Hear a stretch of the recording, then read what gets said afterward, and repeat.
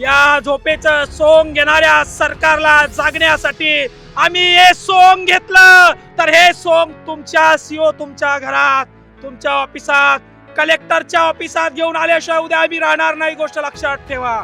मला वाटत असेल शेतकरी शांत बसेल, शेतकऱ्यावर दडपण आणलं शेतकरी शांत बसेल, शेतकरी शांत बसणार नाही.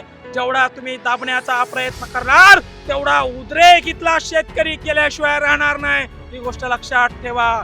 तुम्ही तुमच्या लेकरांसाठी जे केलंय आमच्या शेतकऱ्यांच्या लेकरांसाठी करण्याचं आमचं कर्तव्य आहे, म्हणून आम्ही एक करतोय.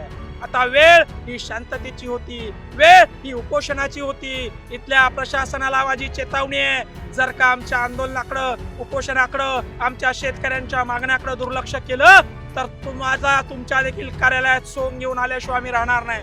तहसीलदारांना आणि बीडीओला जाऊन आम्ही जागं केलं, डपडं घेऊन त्यांच्या दरबारात त्यांच्या कानासमोर वाजवलं. तेव्हा त्यांनी धडाधड या ठिकाणी पत्र काढले.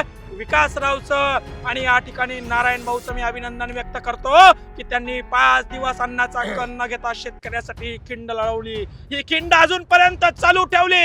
इथं असलेल्या प्रत्येक शेतकऱ्याला अभिमान वाटायला पाहिजे की आपल्यासाठी कोणीतरी लढतंय, आपल्या लेकरा बाळासाठी कोणीतरी भांडतंय. अरे नेते त्याच्या पोरासाठी, नगराध्यक्ष करण्यासाठी, आमदार खासदार करण्यासाठी धावतायत, पळतायत. मात्र तुमच्या लेकरांना चांगलं शिक्षण मिळावं, तुम्हाला चांगली व्यवस्था मिळावं म्हणून हे 2 शेतकऱ्याचे वाघ या ठिकाणी लढतात. म्हणून सर्वांनी जोरदार टाळ्या त्यांच्यासाठी वाजवायच्या आहेत.